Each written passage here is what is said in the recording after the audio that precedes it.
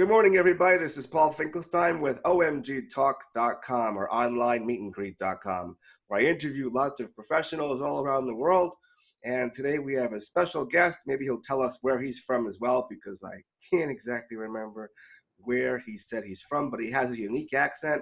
I love foreign accents, whether they're in the U.S. or outside the U.S., because I think that could also hold a nice advantage in your marketing as well, helps you stand out. Today we have our special guest. His name is Frank Moonie. How are you, Frank? Yeah, I'm really good, Paul. Nice to reach out and connect with you in this way. And where are you calling from? So I'm calling from Scotland.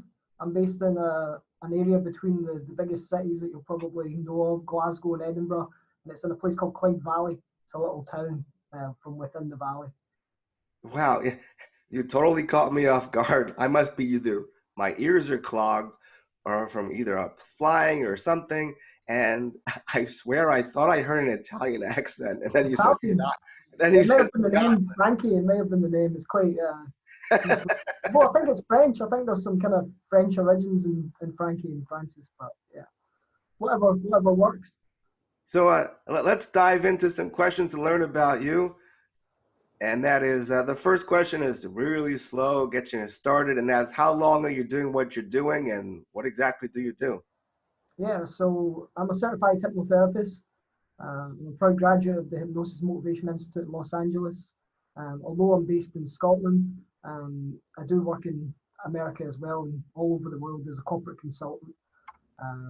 It was in 2019 that I recently graduated, but I've been doing hypnosis and behavioral management, behavioral change for over 20 years. I got started when I was only 14 years old. I was trained by Dr. Richard Bandler in neuro-linguistic programming. I was trained by Paul McKenna, the world famous now best-selling self-help author. So I started really young. I was only 14, 15. I was one of the world's youngest master practitioners of NLP and hypnosis. And I've really just continued to love that career and passion. And that's what I'm doing today. I run my own private practice in Clyde Valley. I'm a best-selling author, an entrepreneur. I'm involved in other pursuits as well, sports, music, variety entertainment. But being a hypnotherapist is my life calling. So that's where I'm at today. Excellent. So if you could share with us one success story that you're proud of, it could be personal, business. I'll let you keep it open, 2 minutes, 5 minutes, whatever long you need. Sure. I mean, it's always great to toot your own horn. I'm thankful that I'm pretty well accomplished. I published my first book when I was only 18. This was before the onslaught of publish on demand, and it was much easier to get your book out there. But this was back in the day, early 2000s, and I did a lot of work in the schools. It was a part of a government program called Determined to Succeed. It was about instilling can-do attitudes in our youth, ages between 10 and 18. It was introducing enterprise into education. Because again, back then, starting your own business, pursuing your own passions and dreams was still pretty much frowned upon, and it was still reserved for a certain type of person. It was all about going to school, getting your education, and working for somebody else. So I was happy to be part of that disruption in society, and I'm happy to put my name towards the growing list of names that also helped people recognize that it's okay to pursue your own passions, and it's fun to try and make a business out of it. It's definitely something, a skill that everybody should try. It's definitely not for everybody, and that's okay. But for those people who might have a curiosity about what it would be like to run their own business, or what it would be like to go for their own dreams, then definitely, I think now more than ever, more people are doing it. But back then, it was frowned upon. It was still quite difficult, and I'm happy that was one of my successful accomplishments. Publishing the book, it was called Secret of Success: Teenage Entrepreneur, and I got to work with government, schools, councils, education roundtables, and begin to put a framework and strategy into how that was actually going to be within the actual classroom level. So that was really successful. I got to work with thousands of students. Got to practice hypnotherapy, neuro-linguistic programming techniques, things that got people thinking about their thinking, which I think is the most important take home. It was to actually get people thinking about their own thinking, and I think that was the first step to allow people to go on to live a really great life. Excellent. Now, if you could dive maybe a little bit deeper or off on a different angle or tangent, and that's what really motivates you, your passion to do what you do. What gets you up in the morning? What really gets you excited about what you do? Yeah, and you know, Paul, that's a great question because for many years I was considered a motivational speaker. I get phone calls quite regularly. Frankie, hey, we're looking for a motivational speaker. We're looking for you to motivate these people, these groups, these organizations.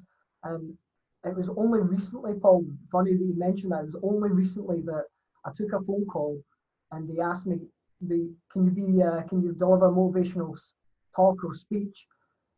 And it just struck me that I no longer want to be a motivational speaker because I recognize that motivation can become quite troublesome, meaning that it can fall off the table. People can lose their motivation, and it's something that is always extrinsic. It's always based on a goal or reaching a certain target. So no longer am I motivated, but now I am inspired, which I think there's a big difference between being motivated and being inspired. I always found that motivation was dependent on an external circumstance. It was an extrinsic motivator like a trophy or a bigger salary or a better position or a better contract.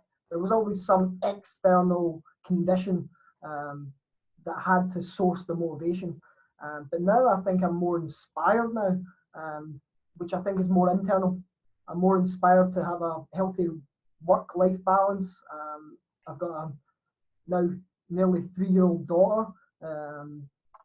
So it's my first daughter. So family life is really important to me now. So I'm really just inspired to try and curate and engineer this perfect work-life balance as best that I can, while still pursuing my passions and while still doing it in an ethically sound way that supports my home life, my business, and really gives back to the community. So yeah, I'm doing things in a kind of different way from what I used to be. It was really motivational centered previously, but now I think I'm more inspired now just to try and live the best life that I've got, and try and teach people and educate people that they can also live the best life, because if I'm the only one doing it, it's lonely at the top. Excellent. And actually, I think it's very interesting how you said that to get away from being a motivational speaker and thinking more in the terms of inspiration, because Yeah. getting a chance to be an area director in Toastmasters International, I don't know if you're familiar, Yeah, but when you're leading people, are you a Toastmaster too? no, I've come Oh, you've across it heard. in my local Glasgow, but I've not had the opportunity to attend every week yet. I'm sure it's out there somewhere. I know it's in Oh yeah, it's 143 worldwide then. countries. It's absolutely massive. Yeah. But what's amazing, what I discovered, is that to get people to actually do what you want them to do if you're in a leadership position, it seemed like to motivate them, just jumping up and down and being excited and being enthusiastic wasn't enough to get someone to do their homework. Yeah. It was more like if I could inspire them, and the only way to inspire them to me was to be an example of some kind. Exactly. Yeah. Whether it's if I had to get 3 people to do a speech, then I have to do a speech, and I have to do maybe 5 speeches to get them to do 1 speech. But in Yeah. that kind of an inspirational thing, I found that very interesting. How would you want people to actually, before I get into how people should contact you, if you have 2 or 3 questions, if you want, or one, or if you don't have any, it's okay. That your typical client or customer would want to ask you to solve their pain or their initial problem, that why they're coming to you. What question would they ask you? And go ahead and answer it. But go ahead and ask that question so people can hear what the question is, and then go ahead and answer it. Absolutely. Yeah. Well, Paul, the first question that I'm asked as soon as people find out that I'm a hypnotist or a hypnotherapist is, well, what is hypnosis? And it really depends on who you ask. You'll get different types of answers. Some people believe hypnosis exists. Some people believe that it doesn't exist. It's something that has been around for more than 5,000 years, from the ancient Greeks to the Egyptian sleep temples. Hypnosis and altered states of consciousness and the power of the mind has always been something that that individuals have used, whether to contact their deities, their gods, or see beyond the veil, if we want to go that far. But altered states of consciousness has always been something that ancient cultures and even modern different religions have really had an interest in. So when people find out that I'm a hypnotist or a hypnotherapist, the first thing they usually say, well, what is hypnosis? And the answers to that are very varied depending on who you speak to. My answer is that I think hypnosis is an educational process. There are two parts of the mind. There's the conscious part of the mind and the unconscious, or interchangeably known as the subconscious. The conscious part of the mind is responsible for a very small part of our behavior. It's only 12%. It houses the critical part of the mind responsible for reasoning, logic, decision making. And then we've got this hidden part of the mind, the unconscious, which is responsible now for 88%. And I think neuroscience now is now even showing that it's responsible for even more. So these unconscious parts of our mind are responsible for regulating body temperature, for blinking, all these automatic things that our body does that we're no longer aware of. And you only become aware of it once I mention it, and that brings it up from the unconscious to the conscious. So we've got these two parts of the mind. The unconscious is the computer part of the mind, and that's really where all our programs, all our life experiences, all our scripts are running. And these things can work well for us, or they can work not so well. So hypnosis allows us really to access that subconscious part of the brain. It allows us to disarm that critical faculty, the part that's asking right now, what is this guy talking about? Is this information relevant to me? How can it help me? That's the critical part of the mind. So really what we do through hypnosis is disarm that part of the mind, and it allows us to access the subconscious, and it allows us to put ideally positive suggestions for life change and let it be accepted non-critically. And that allows us to make change a lot easier. But hypnosis is very powerful.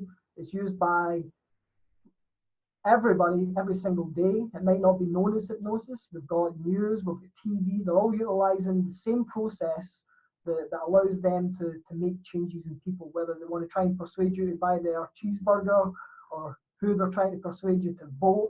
These processes are all very important. And it's just that hypnosis as a name has had a checkered past because of stage shows, from people going on holiday and acting silly and having a great time. But yeah, hypnosis is what is responsible for this mechanism that allows people to affect their behavior. So for me, hypnosis is an educational process, and getting people to think about how they think is the first step in that whole process. A lot of people ask me what hypnosis feels like. What's it like to experience being hypnotized? And it's not always about relaxation. A lot of people think, well, hypnosis is relaxation. Relaxation is only one part of the treatment, because when you're relaxed, you can learn a lot easier. You have a lot less stress, you have a lot less tension, and it's really just a good feeling to be in that allows you really to open up your mind more and receive information better. So hypnosis isn't specifically relaxation, but people who experience hypnosis will experience heightened awareness and a sharper focus of attention. Sounds become more sharp and distinct and clearer. Colors can become brighter, and just our senses are all really just cranked up that a little bit more. And that's why a lot of people will say that hypnosis allows you to access supernormal abilities, because it allows you to really get into the control center of your brain and really just turn up certain things and enhance your skills. Yeah, it's a lot of skill building exercises that are involved in hypnosis. But those are the two main questions. What is hypnosis, and what does it feel like to be hypnotized? And you mentioned just how people can contact me. I'm very approachable. frankiemooney.com is my website. My Facebook is Frankie Mooney PR, or my personal Facebook, Frankie Mooney Rocks. You're more than welcome to get in touch, as long as you let me know how you heard about me, and as long as you don't spam my account with endless marketing messages, then we'll be good. Now, are you regularly able, or have somebody help you out, or do you are you on pretty active on various social media besides Facebook and LinkedIn? Are you on YouTube, I imagine? Sure. Yeah, LinkedIn I'm very active on. I think that's a great platform. Facebook as well.